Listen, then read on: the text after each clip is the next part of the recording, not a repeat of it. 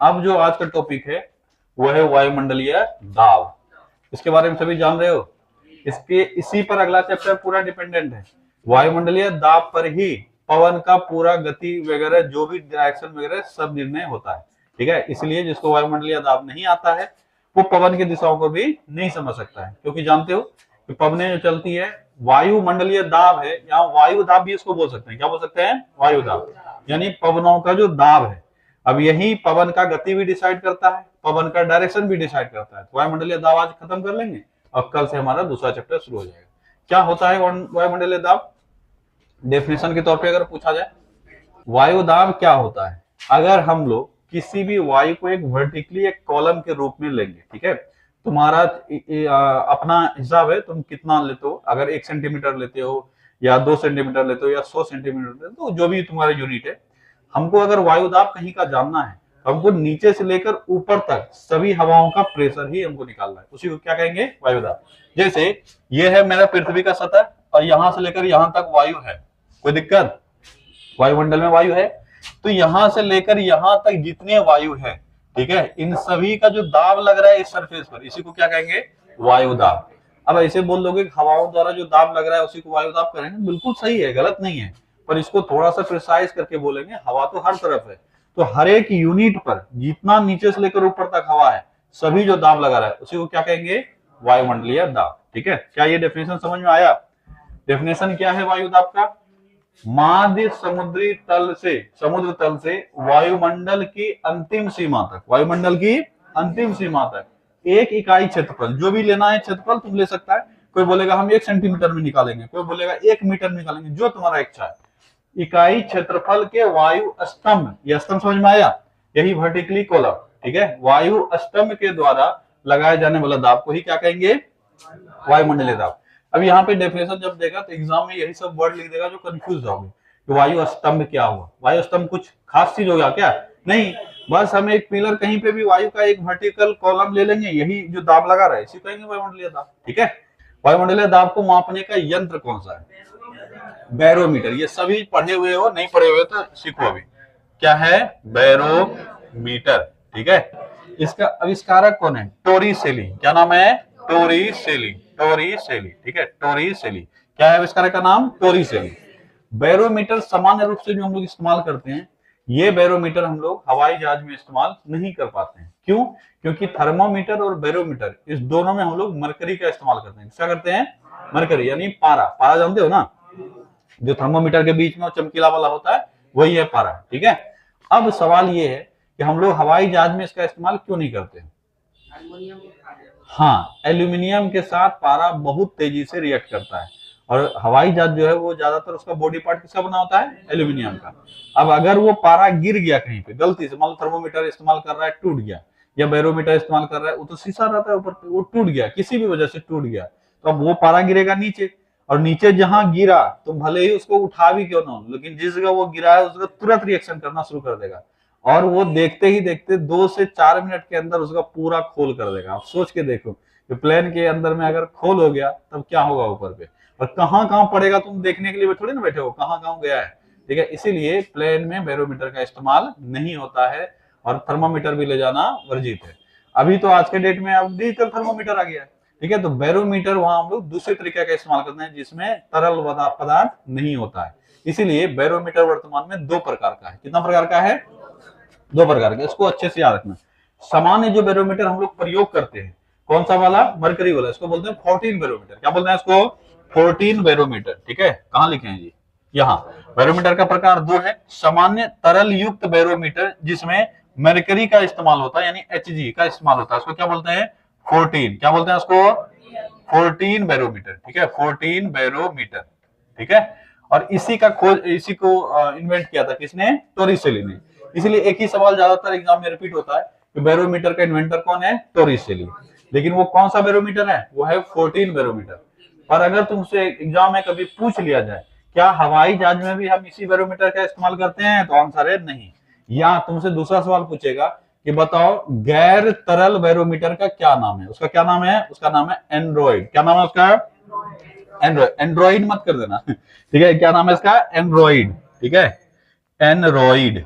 ठीक है, Android barometer. क्या नाम है इसका? Android barometer. ठीक है, तो मुख्य रूप से डिफरेंस क्या हो गया? तरल युक्त, और तरल में हम लोग क्या इस्तेमाल करते हैं? समानता मरकरी। तो तरल युक्त बैरोमीटर क्या है? 14 बैरोमीटर, और गैर तरल एंड्रॉइड। ये मुख्य डिफरेंस हो गया। अगर तुमसे पूछा जाए कि सामान्य रूप से मौसम स्टेशन में या कहीं पे भी जो बैरोमीटर तुमको दिखता है वो कौन सा बैरोमीटर है? 14 बैरोमीटर। ये सस्ता भी है और नॉर्मली यूजेबल भी है। ठीक है, लेकिन हवाई जहाज या कोई अन्य ऐसा साधन जहां पे हम लिक्विड माध्यम में इस्तेमाल नहीं कर सकते हैं, वहां पे हम लोग क्या करते हैं? Android barometer. क्या करते हैं? Android barometer. इसमें जो है क्या बोलते हो, एक डिस्क होता है, धातु का डिस्क होता है, और क्या होता है? एक स्प्रिंग का इस्तेमाल होता है। और ये सवाल एग्जाम में पूछा हुआ है कि एक बैरोमीटर जो गैर तरल बैरोमीटर है उसमें डिस्क और स्प्रिंग का प्रयोग होता है, उसको क्या कहते हैं? क्या कहते हैं उसको? Android barometer. क्या कहते हैं? Android barometer. ठीक है, और इसकी खोज की थी लुसियन विडाई ने। किसने? लुसियन विडाई। क्या था खोजकर्ता का नाम? लुसियन विडाई। ठीक है, अगर पूछा जाए इसका खोज किसने किया था तो लुसियन, ठीक है, लुसियन विडाई। ठीक है, लुसियन विडाई, इन्होंने इसकी खोज की थी। लेकिन ज्यादातर जो खोजकर्ता पूछा जाता है वो क्या है? टोरिसेली। लेकिन खासकर अगर तुमको दे दिया, बताओ एंड्रॉइड बैरोमीटर का खोज किसने किया? किसने? लुसियन विडाई। पर खोजकर्ता से ज्यादा सवाल तुमसे दो ही पूछा जाता है कि गैर तरल युक्त बैरोमीटर को क्या कहते हैं? Android barometer. हवाई जहाज में कौन सा बैरोमीटर प्रयोग होता है? Android barometer. कौन सा बैरोमीटर एल्टीमीटर के रूप में भी इस्तेमाल होता है? तो कौन सा होता है? Android barometer. इसका प्रयोग अल्टीमीटर के रूप में भी इस्तेमाल होता है। अल्टीमीटर क्या होता है? एल्टीट्यूड मापने के लिए, हाइट मापने के लिए। तो याद रखोगे इस बैरोमीटर का दो प्रयोग हो गया, एक एल्टीमीटर के रूप में और दूसरा बैरोमीटर के रूप में। मतलब वायुदाब मापने के लिए भी प्रयोग होता है और हाइट मापने के लिए भी प्रयोग होता है। ठीक है, क्या दोनों तरह का बैरोमीटर क्लियर हो गया? सामान्य रूप से मौसम विज्ञान स्टेशन पर जिस बैरोमीटर का प्रयोग होता है वो कौन सा है? वो है 14 बैरोमीटर, जो कि तरल युक्त बैरोमीटर है। और तरल कौन सा इसमें होता है? इसमें मरकरी। लेकिन गैर तरल, जिसमें कोई लिक्विड पदार्थ नहीं हो, वैसे बैरोमीटर का नाम क्या है? एंड्रॉइड बैरोमीटर, जिसमें एक धातु का डिस्क और एक स्प्रिंग का प्रयोग किया जाता है। तुमको उसके फंक्शनलिटी पे नहीं जाना है, कैसे काम करता है नहीं करता है, वो तुम्हारा सब्जेक्ट नहीं है। ठीक है, और अगर पूछा जाए कि इस दोनों में से किसका प्रयोग अल्टीमीटर के रूप में किया जाता है, तो बोलोगे एंड्रॉइड का। हवाई जहाज में किसका प्रयोग होता है? एंड्रॉइड का। क्या दोनों क्लियर हो गया? आप टोरिसेली ने किसका खोज किया था? 14 का। किसका किया था? 14। सामान्यता खाली पूछ ले तुमसे बैरोमीटर का खोजकर्ता कौन है, बोलोगे टोरिसेली। ठीक है, चलो अब अगला जो है ये है सामान्य वायुदाब हमारा है कितना। बहुत सवाल, ये सब छोटा छोटा सवाल है, बहुत बार एग्जाम में आ चुका है, और ये जनरल जो कॉम्पिटेटिव फील्ड के बच्चे हैं उनको पता होता है। ठीक है, 76 mmHg, क्या सॉरी 76 cmHg या 760 mmHg, ये दो डाटा कहीं ना कहीं अवश्य पढ़ा होगा। क्या है ये? ठीक है, 760 mmHg, क्या पढ़े हो? 760 mmHg, ये पढ़ा होगा सामान्यतः। कई बार तो यही पूछा जाता है कि बताओ कि वायुमंडलीय दाब किसमें मापते हैं, तो वहां यूनिट रहेगा mmHg। किसमें? mmHg। ये mm हो गया, कितना मीटर ऊपर उठेगा, कितना मिलीमीटर ऊपर उठेगा, कितना सेंटीमीटर ऊपर उठेगा, ये तुम्हारा है, तुम किस में ले रहे हो। सामान्यतः ये mm या सेंटीमीटर में, क्योंकि बहुत बारीक उठता है ना। सामान्यतः किसमें नाम मापते हैं हम लोग? mm में या सेंटीमीटर में। ठीक है, लेकिन जनरल जितना भी तुम्हारा आएगा बैरोमीटर उस सब में लगभग किसमें होता है? mm में। तो बारीक डिफरेंस हमको पता चल जाता है। और किसका mm में कौन ऊपर उठ रहा है? पारा, इसलिए होता है mmHg। बच्चा रट लेता है कि बताओ एटमॉस्फेरिक प्रेशर यानी वायुमंडलीय दाब का यूनिट क्या मापते हैं हम, किस यूनिट में मापते हैं? किसमें? mmHg। तो mmHg एक हो गया। ठीक है, या दूसरा इसका कुछ अन्य नाम भी है। दाब का यूनिट पता है सबको कितना यूनिट है? फिजिक्स में पढ़ाएंगे ये। ठीक है, दाब का यूनिट पास्कल भी होता है, बार भी होता है। ठीक है, उसके बाद तुम्हारा टोर भी होता है। ठीक है, हाँ कई यूनिट है। सामान्यतः एग्जाम में जो एटमॉस्फेरिक प्रेशर के लिए एटीएम यूज करते हैं। क्या करते हैं? एटीएम। एटमॉस्फेरिक प्रेशर अगर पूछा जाए तो एटीएम यूज करते हैं। अगर तुमसे पूछ ले कि बताओ 760 mmHg को और हम लोग किस रूप में वर्णित कर सकते हैं, तो बोलोगे एक एटीएम। क्या बोलोगे? एक एटीएम। एटीएम मतलब एटमॉस्फेरिक प्रेशर। एटीएम मतलब एटमॉस्फेरिक प्रेशर। तो कितना? 760 mmHg बराबर कितना एटीएम? एक एटीएम। अच्छा, अगर इसी को हम लोग बार के रूप में भी रिप्रेजेंट करेंगे तो जनरली अगर नहीं तुम्हारा बहुत डीप नहीं घुसा है, बोल देगा एक बार। क्या बोल देगा? एक बार। कई बार ये एग्जाम में पूछा गया, लेकिन एक बार के बराबर होता नहीं है। इसके बराबर अगर देखोगे बार में 1.03 होगा, ठीक है, 1.013 बार। क्या है? 1.013 बार। ये अलग अलग यूनिट है। 760 mmHg दे दिया तो कोई दिक्कत नहीं है, नहीं देगा तो क्या दे देगा? 1 एटमोस्फेयर। एटमोस्फेरिक प्रेशर कितना है? 1 एटमोस्फेयर। नहीं देगा ये तो क्या दे देगा? बार में क्या हो जाएगा? 1.013। अगर 1.013 नहीं दिया है तो सामान्यतः एक बार भी दे देगा, तो बहुत बारीक सा डिफरेंस है। लेकिन अब के एग्जाम में बहुत ज्यादा इस सब में अंदर घुसने लगा है, इसीलिए अच्छे से याद रखना, ठीक है? या तो 1 एटमोस्फेयर दे देगा या क्या दे देगा? 1.013 बार। अब ये तो हो गया 3 यूनिट। एक और यूनिट है जिसमें तुमसे पूछा जाता है, वो है पास्कल। क्या है? पास्कल, ठीक है? तो पास्कल में भी इसको याद रखोगे, इसका बराबर कितना पास्कल। ये सब एक ही यूनिट है, इसमें अलग अलग नहीं है। पास्कल में अगर पूछा जाए तो हो जाएगा 101325, ये ना 325 पास्कल, ठीक है? 101325 पास्कल, ठीक है? ये तीनों चारों चीज अच्छे से याद रखना। इसमें से कन्वर्सन करने के लिए भी तुमको दे देता है, कन्वर्ट करने के लिए, ठीक है? इसका कन्वर्सन भी दे देता है, तुमसे दे देगा कि बताओ 1.013 कितने एटीएम के बराबर होता है? 1 एटीएम के बराबर। या 1 एटीएम के बराबर कितना बार होता है? तो बोलोगे या तो ऑप्शन में 1 बार रहेगा या क्या रहेगा? 1.013। हमको याद एग्जैक्ट करना है 1.013। नहीं दिया, अगर 1 दे दिया तो बहुत अच्छी बात है, नहीं दिया तो एग्जैक्ट ये वाला देगा, तो कंफ्यूज हो जाओगे। तो 1.013 बार। और अगर दिया पास्कल में कितना हो जाएगा? 101325, 101325। चलो, अब है कि अगर बैरोमीटर में पारा अचानक गिर जाता है, अभी तुरंत बताए थे, अगर अचानक गिर जाता है तो क्या आएगा? तूफान, आंधी, ये सब आएगा, ठीक है? तूफान, आंधी, तूफान ही आएगा, ठीक है? अगर अचानक गिर जाता है क्या आएगा? आंधी, तूफान। और अगर धीरे धीरे गिरता है, तो हम बोले धीरे धीरे अगर गिरता है मौसम खराब हो रहा है। सामान्यतः जब धीरे धीरे गिरेगा इसका मतलब मौसम खराब हो रहा है। मौसम खराब होने का मतलब हुआ बारिश आ रहा है, क्या आ रहा है? वर्षा। तो अगर धीरे धीरे गिरा इसका मतलब वर्षा होने का संभावना, ठीक है? अगर ऊपर उठने लगा इसका मतलब मौसम क्या हो रहा है? साफ, ठीक है? हाँ, मौसम हो रहा है साफ, मौसम साफ हो रहा है, ठीक है? ठीक है? अब ये एग्जाम में भी पूछा जाता है और सबसे अधिक पूछा गया है ये, ठीक है? कि अगर बैरोमीटर में रीडिंग अचानक गिर जाए, कि मान लो यहां था, अचानक से गिर गया, इसका मतलब हो गया कि आंधी तूफान आना है, आंधी तूफान आएगा। और यही तुम्हारे एग्जाम में बहुत बार पूछा गया। क्या तीनों डाटा क्लियर हो गया? कि बैरोमीटर में रीडिंग अचानक नीचे गिर जाए इसका मतलब आंधी तूफान, धीरे धीरे नीचे गिरे इसका मतलब बारिश आने वाला है, और अगर धीरे धीरे ऊपर उठे तो मौसम साफ। समुद्र तल से ऊपर जाने पर, अब ये तुम्हारा कॉन्सेप्ट है जो कि तुम आंसर करोगे। समुद्र तल से ऊपर जाने पर वायुमंडलीय दाब कम होगा या बढ़ेगा? कौन कौन कहता है कम होगा? अगर समझे हो तो सही करोगे, नहीं तो गलती हो जाएगा। घटेगा? क्यों घटेगा? घटेगा, सही है। देखो ये है ही नहीं घटने लायक चीज, हम क्या बताए? वायुमंडल अगर चैप्टर अभी क्लियर हो चुका है, जिसका जो पढ़ चुके हो, तुमको बताएं कि सबसे अधिक वायु कहाँ है? नीचे। जैसे से ऊपर जाएंगे वायु क्या होने लगेगा? कम। वायु की मात्रा क्या होने लगेगी? कम। अब ऑब्वियस है जहां अधिक वायु रहेगा वहीं ज्यादा दाब लगेगा। जैसे मान लो ये है मेरा पृथ्वी का सतह, ये वाला सतह है, मान लो ये हम जा रहे हैं ऊपर, यहाँ सबसे अधिक वायु है, यहाँ इससे कम, यहाँ इससे कम, यहाँ इससे कम, और हम जा रहे हैं ऊपर, तो यहाँ मेरे ऊपर ज्यादा प्रेशर लगेगा। जैसे जैसे ऊपर आएंगे प्रेशर क्या होने लगेगा? कम। यहाँ आ गए तो और कम लगेगा। और यही कारण है अंतरिक्ष चले जाते हो तो कोई प्रेशर ही वायुमंडलीय प्रेशर का है ही नहीं, क्योंकि वायुमंडल है ही नहीं, ठीक है? समझ में आया? अंतरिक्ष में चले जाओगे वहां वायुमंडलीय प्रेशर है ही नहीं, क्योंकि वहां वायुमंडल ही नहीं है।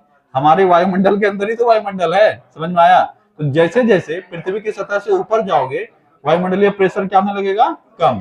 इसीलिए पहाड़ वगैरह पे भी तुम देखोगे कि बताओ पहाड़ पर खाना बनाना डिफिकल्ट क्यों है? अब जो बच्चा इसको रटा हुआ है वो एक्सप्लेन नहीं कर पाएगा, वो आंसर दे देगा, एक्सप्लेन नहीं कर पाएगा। पहाड़ पर खाना पकाना डिफिकल्ट क्यों है? वायुमंडलीय दाब कम है। अभी पढ़ रहे हैं तो बोल दोगे। अब जैसे वायुमंडलीय दाब क्या हो जाएगा? कम हो जाएगा। इससे खाना बनाना डिफिकल्ट क्यों हो गया? ऑक्सीजन लेवल कम हो गया। देख रहे हो, ऑक्सीजन लेवल कम हो गया। मान लो ऑक्सीजन लेवल भी ठीक ठाक मात्रा में है, तब क्या उसमें प्रेशर कम आता है? तो प्रेशर कम हो जाएगा तो खाना जल्दी पकेगा कि लेट से पकेगा? अच्छा, खाना जल्दी बॉईल होगा कि लेट से बॉईल होगा? यही बोले जो बच्चा रटा हुआ ही है। तो देखो कहीं ना कहीं ये क्वेश्चन पढ़ा हुआ होगा और यही कारण है एग्जाम में गलती होने का, क्योंकि वो वर्ड ट्विस्ट करता है, तुम्हारा आंसर क्या हो जाता है? गलत। अब अगर तुमसे हम ये पूछे कि हम कुछ बॉईल कर रहे हैं और ऊपर से उसको प्रेशर लगा रहे हैं, तो बॉईल होने में ज्यादा समय लगेगा, कम समय लगेगा? कम समय लगेगा। अब ये पक्का, अगर कोई चीज बॉईल कर रहे हैं और ऊपर से प्रेशर लगा रहे हैं, मतलब बॉईल करने का मतलब वो नीचे से ऊपर उठने का प्रयास कर रहा है ना, और ऊपर से हम दबा रहे हैं, तो जल्दी बॉईल हो जाएगा? लेट से ना बोलेगा जी। ऑब्वियस है, तुम उठने का प्रयास कर रहा है और तुमको ऊपर से कोई दबाया जा रहा है, तो तुम जल्दी उठोगे कि लेट से उठोगे? लेट से उठोगे, यही ना होगा? यही तो वायुमंडलीय दाब भी कर रहा है। यहाँ पे हम कोई चीज बॉईल कर रहे हैं और ऊपर से इसको बॉईल मतलब क्या हुआ, उसका उसका वो हल्का होके ऊपर आना चाह रहा है, यही तो बॉइलिंग है। बॉइलिंग होता क्या है? कुछ नहीं, उसका टेम्परेचर चेंज होगा, वो हल्का होगा, वो ऊपर उठने लगेगा, इसलिए सारा चीज बॉईल होने के बाद क्या होने लगता है? ऊपर उठने लगता है। अगर हम ऊपर से दबाए रखेंगे तो इसको बॉईल होने में ज्यादा समय लगेगा, बहुत ज्यादा बल लगाएगा, तभी तो बॉईल हो पाएगा। अब जैसे जैसे ऊपर से दबाव हटने लगेगा, ये हल्का महसूस करने लगेगा, तुरंत कूदने लगेगा, है ना? तो जैसे ही पहाड़ पे जाओगे वहां वायुमंडलीय दाब कम है, क्या है? पानी क्या होता है, जल्दी बॉईल हो जाता है। अब पानी जल्दी बॉईल हो जाना हमारे खाना पकाने के लिए अच्छी बात नहीं है, क्योंकि पानी बॉईल होने से खाना नहीं पक रहा है, पानी में गर्मी कितना रिटेन हो रहा है उससे खाना पक रहा है। पानी जल्दी बॉईल हो गया, वो इवेपोरेट होकर उड़ जाएगा। पानी लेट से गर्म हो रहा है, मतलब बॉईल हो रहा है, इसका मतलब उसमें गर्मी क्या हो रहा है, रिटेन हो रहा है, और इसी गर्मी से क्या होता है, खाना पकता है। इसीलिए तुम क्या करते हो, जब पानी छूट जाता है सब्जी में ज्यादा, ढक्कन हटाओ, उसके बाद चलाते रहते हो, थोड़ा देर में सूखा हो जाता है। कैसे सूखा हो गया? क्योंकि अब वो बॉईल होने लगा है, बॉईल होकर इवेपोरेट होकर क्या हो जाएगा, उड़ जाएगा। समझ में आया? तो क्या बॉईल होने से खाना पक रहा है? नहीं, उससे गर्मी जो उसमें उत्पन्न हुआ है उससे खाना पक रहा है। अब जल्दी पानी बॉईल होगा, जल्दी इवेपोरेट हो जाएगा, उसमें गर्मी रिटेन हुआ ही नहीं, तो खाना पकने में क्या हो जाएगा, डिफिकल्ट। अब यही चीज होता है वायुमंडलीय दाब कम होने से पहाड़ों पर। ऊंचाई पे वायुमंडलीय दाब कम हो जाता है, जिसके वजह से बॉइलिंग क्या होता है, बढ़ जाता है। बॉइलिंग क्या होता है, बढ़ जाता है, और इस वजह से हमको खाना पकाने में दिक्कत होता है। ठीक है, चलो इतना सा याद रखना। अब हम लोग अभी सवाल कर रहे थे, समुद्र तल से ऊपर जाने पर वायुमंडलीय दाब क्या होगा, बढ़ेगा घटेगा? घटेगा। ये सब रट के नहीं याद रखोगे, ये सब करने एग्जाम में आए तो कर लेने लायक बन जाओ। एग्जाम में आए ये तो क्या रटना, क्या है, टिक कर देंगे सही आंसर। ठीक है, तो समुद्र से ऊपर जाने पर वायुमंडलीय दाब घटेगा। वायु दाब कम होने पर उस क्षेत्र में हवा की गति पर क्या असर होगा, बताओ? बढ़ जाएगा। क्या हो जाएगा? अगर किसी भी क्षेत्र में वायुमंडलीय दाब कम हो जाए तो वह हवा की गति क्या होगी, बढ़ जाएगी। ठीक है, हवा की गति बढ़ जाएगी। चलो, अब है वैसा रेखा जो मानचित्र पर समान वायुदाब वाले स्थानों को मिलाती है, इसको क्या बोलते हैं, आइसोबार। लास्ट जब खत्म होगा तो वहां काफी सारे आइसो लाइन तुमको लिखाएंगे। ठीक है, उसमें से ये सब भी आ जाएगा, उसको क्या कहेंगे, आइसोबार। बार किसका यूनिट है, दाब का। ठीक है, और आइसोबार मतलब समान दाब, क्या बोले कोई, समान दाब। तो मानचित्र पर अगर 4 जगह है और चारों जगह वायुदाब समान रूप से है, तो उन सबको मिलाते हुए एक रेखा खींच देंगे, जिसको क्या कहेंगे, आइसोबार। क्या कहेंगे, आइसोबार। तो इसको याद रखना। अगला है दूरी के साथ, ये इंपॉर्टेंट है, इसको याद रखोगे। दूरी के साथ दाब में परिवर्तन क्या कहलाता है? इसी को कहते हैं प्रेशर ग्रेडियंट। बहुत इंपॉर्टेंट है, यहां गलती करता है बहुत बच्चा। क्या कहते हैं इसको, दाब प्रवणता। प्रेशर ग्रेडियंट या दाब प्रवणता, क्या कहते हैं, दाब प्रवणता। ठीक है, दाब प्रवणता। ठीक है, या अंग्रेजी में क्या बोलेंगे इसको, प्रेशर ग्रेडियंट। ठीक है, हाँ, प्रेशर ग्रेडियंट। अब ये काफी इंपॉर्टेंट टर्मिनोलॉजी याद रखना कि दूरी के साथ दाब में परिवर्तन को क्या कहते हैं, क्या कहते हैं, दाब प्रवणता या प्रेशर ग्रेडियंट। दाब प्रवणता या प्रेशर ग्रेडियंट। अब ये होता क्या, समझो, ये जैसे जैसे हम दूर चलते जाएंगे वैसे वैसे प्रेशर घटेगा या बढ़ेगा। अगर तुमसे ये पूछा जाए तो जैसे जैसे दूर जाएंगे वैसे वैसे प्रेशर घटेगा। क्या होगा, घटेगा। ऑब्वियस है, दूर जाएंगे तो यहाँ प्रेशर अधिक है, दूर जाएंगे यहां से तो क्या होगा, प्रेशर घटेगा। तो याद रखना, जैसे दूरी बढ़ती है वैसे ही प्रेशर क्या होता है, कम हो जाता है। ये एकदम याद रखना है कि दाब प्रवणता एक्चुअल में क्या है, प्रेशर का कम होना। क्या है, प्रेशर का कम होना। ये तो क्वेश्चन तुमको लिख के दे दिए कि दूरी के साथ दाब में परिवर्तन क्या कहलाता है, क्या कहलाता है, दाब प्रवणता। पर दाब प्रवणता एक निगेटिव टर्मिनोलॉजी दिखाता है, यानी दाब हमेशा क्या होगा, कम। मतलब दूरी के साथ दाब का कम होना ही क्या कहलाता है, दाब प्रवणता। अगर दूरी के साथ, जैसे मान लो ये यहां से यहां तक गए, तो दाब प्रवणता बढ़ेगा घटेगा, बढ़ेगा। लेकिन वापस जब आएंगे दाब प्रवणता क्या होगा, घटेगा। बोलेंगे दाब प्रवणता घट रहा है और यहाँ दाब प्रवणता बढ़ रहा है, पर दाब प्रवणता एक्चुअल में मतलब क्या दिखाया, दूरी के साथ दाब का घटना, दूरी के साथ दाब का घटना।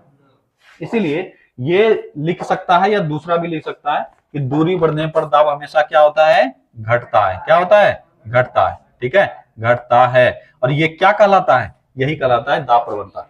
दाब प्रवणता सर्वाधिक कहां होती है, तो बोलोगे आइसोबार पर। कहां होती है? आइसोबार।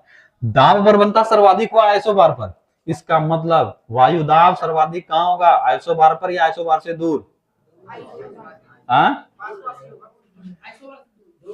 क्वेश्चन को इसलिए तो बोले यही गड़बड़ होता है। अभी तुरंत बताए कि दाब प्रवणता का अर्थ क्या होता है, दाब का कम होना। दाब प्रवणता का अर्थ क्या है, दूरी के साथ दाब का कम होना। दाब प्रवणता सर्वाधिक है तो वहां वायु दाब सर्वाधिक होगा कि न्यूनतम होगा? यही क्वेश्चन है जहां पे बच्चा फंसता है और ये सवाल एग्जाम में पूछता भी है। अभी सिंपल सी बात है, बताए कि दूरी के साथ वायु दाब कम होना ये कहलाता है वायु दाब प्रवणता। क्या कहलाता है? दाब प्रवणता। ये रट लिया कि दूरी के साथ दाब का कम होना क्या कहलाता है? दाब प्रवणता। इसमें किसी को दिक्कत नहीं है। अब बोले दाब प्रवणता इस पॉइंट पर सर्वाधिक है, वहां वायु दाब सर्वाधिक होगा कि न्यूनतम होगा? वहां वायु दाब न्यूनतम होगा। दाब प्रवणता बढ़ेगा तो वायु दाब घटेगा। दाब प्रवणता का अर्थ हुआ वायु दाब का कम होना। दाब प्रवणता का अर्थ क्या हुआ? वायु दाब का कम होना। तो दाब प्रवणता अगर बढ़ रहा है, वायु दाब घट रहा है, तो उस पॉइंट पर जहां दाब प्रवणता सर्वाधिक है वहां पे वायु दाब न्यूनतम है। तुमको आया? ए लड़का, क्या लिख रहा है? Love letter? तब बड़ा गहन एकदम लिखे जा रहा है।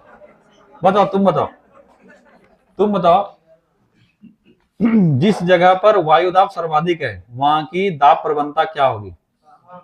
पक्का? चलो हम मान के चलें, ये समझ लिया। अब बताओ, एक क्षेत्र में अगर दाब प्रवणता मजबूत है, ध्यान देना, अगर एक क्षेत्र में दाब प्रवणता मजबूत है तो हवाएं क्या होगी? हवाएं तेज होगी या गति उसका कम होगा?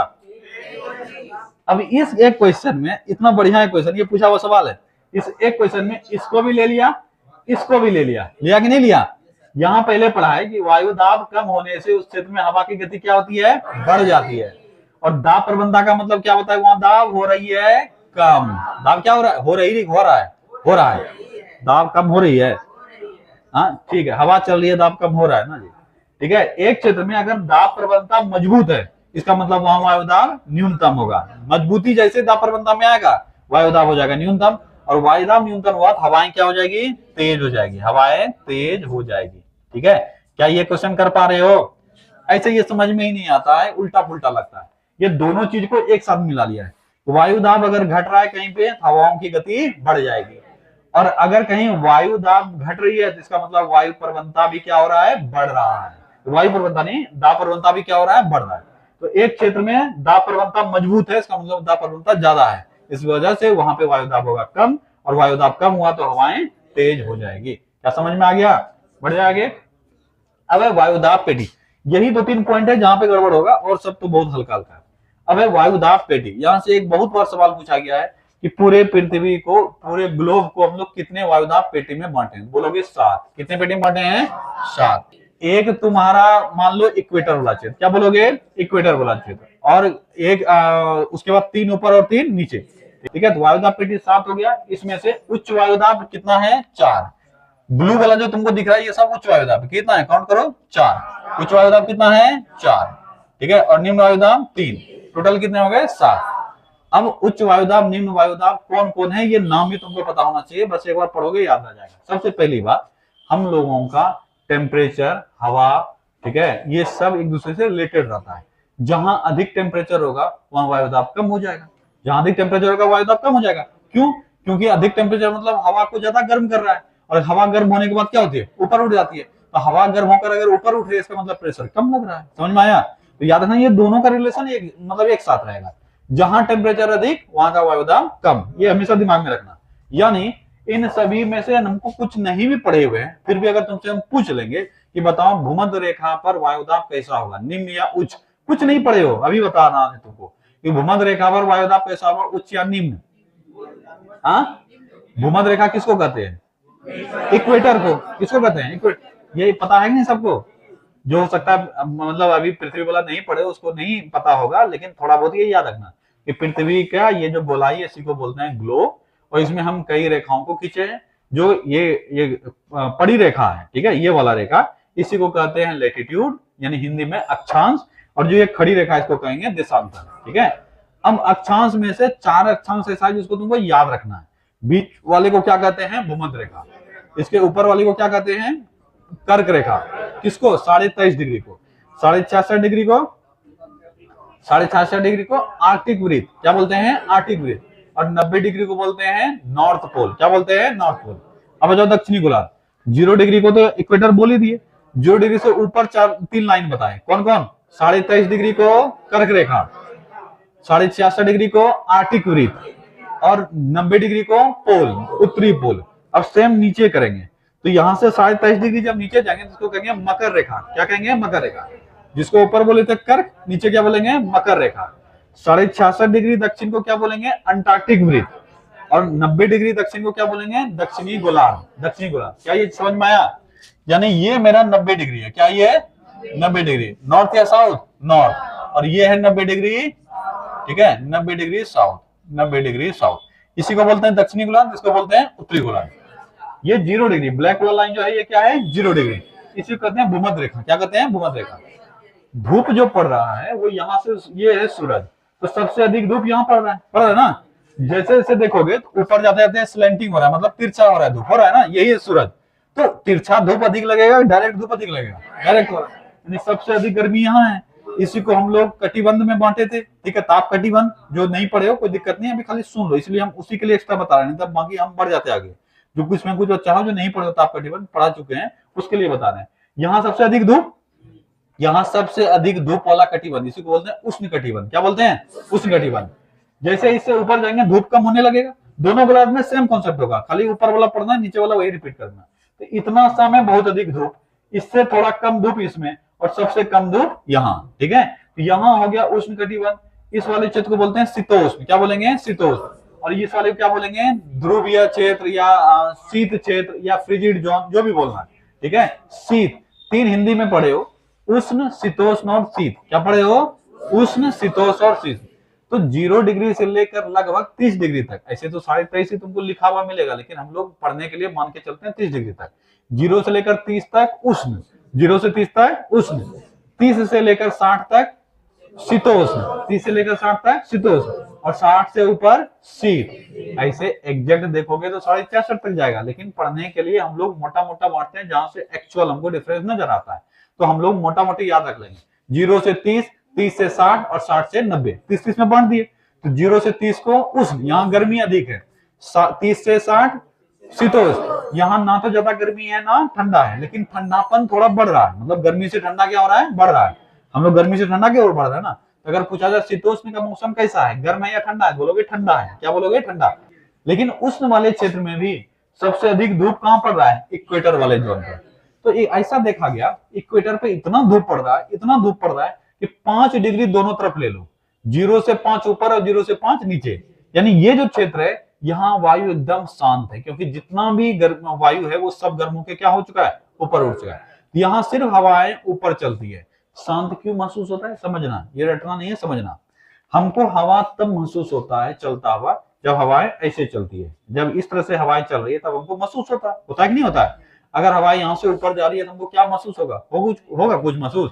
अभी भी हवाएं ऊपर उठ रही है, पर क्या तुम फील कर पा रहे हो? नहीं कर पा रहे हो।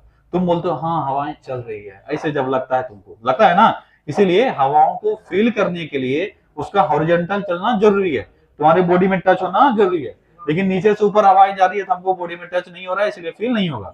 इसीलिए 0 डिग्री से 5 ऊपर और 5 नीचे, यह है भूमध्य रेखा। इससे 5 ऊपर और 5 नीचे वायु एकदम शांत है, क्योंकि सारे हवाएं क्या होती है? ऊपर उठती है। तो दोनों गोलार्ध में लगभग 5 डिग्री के आसपास हम बोलते हैं शांत पेटी। क्या बोलते हैं? शांत पेटी। इसी को नाम दिया गया डोलड्रम। क्या नाम दिया गया है? डोलड्रम। और अगर तुमसे पूछा जाए डोलड्रम कहाँ स्थित है, बोलोगे दोनों गोलार्धों में 5-5 डिग्री, दोनों गोलार्धों में 5-5 डिग्री। अगर हम ये बनाते हैं ग्लोब अपना, ये बीच का इक्वेटर हो गया, तो 5 डिग्री ऊपर और 5 डिग्री नीचे, ये बीच वाले क्षेत्र को क्या बोलेंगे? 5 ऊपर और 5 नीचे, डोलड्रम। क्या बोलेंगे? डोलड्रम। और ऐसे डोलड्रम अगर पूछ ले कैसा क्षेत्र है, बोलोगे जहां पे वायु एकदम शांत है। क्या है? शांत है।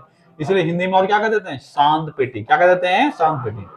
यहाँ पे शांत हुआ किस वजह से? गर्मी की वजह से। अगर पूछा जाए कि यहाँ पे पवनें किस रूप में चलती है, हॉरिजॉन्टली, वर्टिकली, बोलोगे ज्यादातर पवनें कहाँ चलती है? वर्टिकली, यानी नीचे से ऊपर। क्यों भैया? क्योंकि गर्मी अधिक है। अब जैसे जैसे इससे ऊपर जाएंगे तब हमारा जो वायु का दाब है, मतलब क्या बोलते हो, हवाएं चलने वाली जो हवाएं हैं वो हमको महसूस होने लगता है। तो हम सबसे पहले भूमध्य रेखा पर ये देखे, यहाँ पे वायुदाब हमेशा क्या रहेगा, कम, क्योंकि हवाएं सब क्या हो रही है, ऊपर उठ रही है, वायुदाब क्या होगा, कम। ऑब्वियस है, अगर यहाँ वायुदाब कम है तो ऊपर या नीचे जाने पर जरूर वायुदाब बढ़ा होगा, क्योंकि ये ठंडा होकर कहीं ना कहीं तो गिरेगा। क्या होगा, कहीं ना कहीं गिरेगा। बच्चा को ये समझ में नहीं आता और गलती करता है, कहाँ उच्च वायुदाब हो सकता है, कहाँ निम्न वायुदाब हो सकता है। पहली बात तो एक को टारगेट करना होगा। किसको टारगेट करेंगे, इक्वेटर को। किसको करेंगे, इसके बाद समझ में जिसको कुछ नहीं है वो पोल को ही टारगेट कर देंगे। ठीक है, पोल में सबसे अधिक ठंडा हवा, इसका मतलब वहां पे वायुदाब अधिक। ठंडा हवा मतलब हवा नीचे, तो वायुदाब क्या होगा, अधिक। तो दो तो तुमको याद हो गया, 7 में से 3 ऊपर है 3 नीचे है ना, तो 3 में से एक तो याद हो गया कि ध्रुव पर हमेशा वायुदाब अधिक होगा, कम होगा, वायुदाब अधिक होगा। बोलोगे कहा है भाई, क्योंकि सर बताए थे कि वायुदाब कम वहां होगा जहां गर्मी है, वायुदाब वहां कम होगा जहां गर्मी है, और गर्म होकर ऊपर उठ गया तो वायुदाब कम होगा। ठीक है, और पोल पे तो गर्मी है ही नहीं, इसका मतलब वहां वायुदाब क्या होगा, न्यूनतम, सॉरी अधिकतम। क्या होगा, अधिकतम। तो वायुदाब पोल्स पर हमेशा होगा अधिक, इक्वेटर पे होगा कम। तो दो तो याद हो गया। इस क्षेत्र में वायुदाब क्या होता है, निम्न, और इस क्षेत्र में क्या होगा, उच्च। क्या होगा, उच्च। अब बीच का ये दो देखते हैं। हम बताए इक्वेटर पे अगर वायुदाब निम्न है और यहां से हवाएं ऊपर उठी, यह ऊपर तो रह नहीं सकता है, ये कहीं ना कहीं तो जाके गिरेगा, या तो ऊपर इधर जाएगा या इधर जाएगा। तो एक तरफ अगर पढ़ लोगे दोनों दिशा में एक ही जैसा होगा। नहीं समझा, इक्वेटर से ऊपर जो क्रियाएं हो रही है वही इक्वेटर से नीचे भी हो रहा है। मतलब तुमको ये पढ़ना ही नहीं है, तुमको पढ़ना क्या है, ये, और यही रिपीट कर देंगे नीचे। कार्बन कॉपी है, ठीक है, जैसे कार्बन लिखते हो ना, कार्बन कॉपी में 2 पन्ना में लिखाता है, तो क्या दोनों पन्ना में लिखते हो, नहीं, ऊपर पे लिखते हो, नीचे क्या करते हो, कार्बन दे देते हो। वही चीज रटना सिर्फ इतना है, और इसी को क्या कर दोगे, रिपीट। इक्वेटर पे निम्न वायुदाब, कोई दिक्कत, ऊपर जैसे ही जाएंगे इसके बाद वायुदाब बढ़ना चाहिए कि घटना चाहिए। अभी हम समझे कुछ नहीं है, बस हम तुमसे पूछ रहे हैं। यहां से हवा हल्की होकर ऊपर उठी, जानते हो ऊपर रह नहीं सकती है, ऊपर हवा रह नहीं सकती है, तो ऊपर हवा रह नहीं सकती, इसका मतलब हवा नीचे आएगी कहीं ना कहीं। तो जहां जाके वो नीचे उतरेगी वहां का वायुदाब बढ़ जाएगा, घट जाएगा, वायुदाब बढ़ जाएगा, क्योंकि नीचे उतर रही है तो वो प्रेशर अधिक लगाएगा, नीचे गिरकर वापस यहाँ पे आती है। ये पवन वाले चैप्टर में देखोगे। अभी क्या ये दोनों समझ में आ गया, यहाँ पे न्यूनतम है तो यहाँ पे क्या होगा, अधिकतम। अब समझना, यहाँ पे वायुदाब अधिक है, यहाँ पे वायुदाब भी, ध्रुव पर वायुदाब भी क्या है, अधिक। तो अधिक वायुदाब से निम्न वायुदाब की तरफ हवा बढ़ती है। यहाँ बीच वाला क्षेत्र बहुत गैप है, ये 30 डिग्री और ये 90 डिग्री है, बीच में काफी क्या है, गैप है। ध्रुव से ऊपर जाने का कोई चांस है ही नहीं, एकदम समझ में अच्छे से आएगा, खाली बस दिमाग को खोले रखो। ध्रुव से ऊपर जाने का कोई चांस है नहीं है, हमेशा हवा जो है वो ध्रुव से नीचे की ओर बहेगी, ये तो तय है सबको। अब नीचे 30 डिग्री पर एक उच्च वायुदाब बना, तो उच्च वायुदाब बना तो इसके पास 2 डायरेक्शन है, या तो नीचे आए या ऊपर जाए, दोनों साइड, तो हवा दोनों तरफ बह जाती है। क्या होती है, दोनों तरफ बह जाती है। अब इधर भी हवाएं चल रही है, इधर भी हवाएं चल रही है, ये दोनों बीच में आके टकराती है। क्या होती है, टकराती है। और टकराएगी, टकराने का मतलब क्या हुआ, वहां का वायुदाब है निम्न। क्या है, निम्न, क्योंकि उच्च वायुदाब से निम्न वायुदाब की तरफ, और यहां से भी उच्च वायुदाब से निम्न वायुदाब की तरफ। यही चीज तुम देखो, निम्न वायुदाब से कहां गया, उच्च वायुदाब, उच्च वायुदाब से फिर निम्न वायुदाब, और निम्न वायुदाब से उच्च वायुदाब, लेकिन ये डायरेक्शन उल्टा है, यहां से हवाएं इधर आ रही है। समझ में आया, अगर ऐसे रिपीट करते जाओगे तो लगेगा इधर से ही जाते हैं। जैसे हवा, अगला चैप्टर पढ़ोगे, अभी जो समझ में आ गया वो अगला चैप्टर भी अच्छे समझोगे, नहीं तो नहीं समझोगे। ठीक है, ये वाला क्या है, निम्न वायुदाब, और यहां से हवाएं क्या चल रही है, इधर। क्या चल रही है, इधर, क्योंकि हवाएं हमेशा उच्च वायुदाब से निम्न वायुदाब की तरफ। यहां से हवा, ये उच्च वायुदाब है, यहां से हवाएं क्या चल रही है, ऊपर। क्या चल रही है, ऊपर, यानी बीच वाले क्षेत्र से दोनों डायरेक्शन में हवाएं चल रही है, नीचे और ऊपर दोनों। यहां से हवाएं क्या हो रही है, सिर्फ नीचे। क्या हो रही है, नीचे। और यही जब हवाएं नीचे चलती है तो बीच में एक निम्न वायुदाब रहेगा, तभी तो हवाएं नीचे बहेगी। इसीलिए यहां आते आते ये भी हल्की हो जाती है, ये भी हल्की हो जाती है, और इस क्षेत्र में निम्न वायुदाब बन जाता है। क्या बन जाता है, निम्न वायुदाब। इस तरह से ऊपरी गोलार्ध में देखोगे तो 3 वायुदाब बना, 1 2 3, इक्वेटर को छोड़ देंगे तो 3 वायुदाब बना। यहां से 30 से 40 या 30 से 35 जो भी देगा, 30 से 35 उच्च वायुदाब। क्या दे देगा, उच्च वायुदाब। इसके बाद देखोगे 45 से लगभग 60 के या 65 या 66 दे देगा, तो निम्न वायुदाब। और फिर तुम्हारा देखोगे 80 से ऊपर, 80 से 90 के आसपास उच्च वायुदाब। वायुदाब पेटी टोटल कितने हैं, 7। उत्तरी गोलार्ध में 3, दक्षिण गोलार्ध में 3 और एक बीच में। तो भूमध्य रेखा पर कैसा होगा, निम्न वायुदाब पेटी। अब एकदम तुमको रटा हुआ है, दिमाग में एकदम सेट है। 30 डिग्री पे कैसा होगा, उच्च वायुदाब। कहेंगे क्या इसको, उपोष्ण उच्च वायुदाब, क्योंकि 30 से 40 डिग्री के बीच को क्षेत्र को कहते हैं उपोष्ण। क्या कहते हैं, उपोष्ण। 3 कैटेगरी बताए थे अभी तापमंडल में, उष्ण, शीतोष्ण और शीत। ये 3, वहां उपोष्ण नहीं बोले थे, वहां क्या बोले थे, उष्ण, शीतोष्ण और शीत। लेकिन जब हम बारीकी से पढ़ते हैं तब जैसे ही उष्ण वाले से ऊपर थोड़ा बढ़ते हैं तो वहां अचानक से ठंडा नहीं आता है। वो एक ऐसा क्षेत्र है जहाँ पे ठंडा और गर्मी क्या है, लगभग बराबर है। वो 30 से 40 के बीच में, किसके बीच में, 30 से 40। और इस क्षेत्र को बोलते हैं उपोष्ण। क्या बोलते हैं, उपोष्ण। इससे ऊपर जाएंगे तो उपध्रुवीय, जो आर्टिक क्षेत्र बोले थे ना, इसी को आर्टिक न्यून वायुदाब क्षेत्र भी बोल सकते हैं। क्या बोल सकते हैं, आर्टिक। लेकिन इसको नाम दिया गया उपध्रुवीय। क्या नाम दिया गया है, उपध्रुवीय। और जो 90 डिग्री यानी 80 से 90 के पास है वो है ध्रुवीय। फिर से नाम रिपीट करो, जो बीच वाला है इसको बोलेंगे विषुवत रेखीय निम्न वायुदाब पेटी।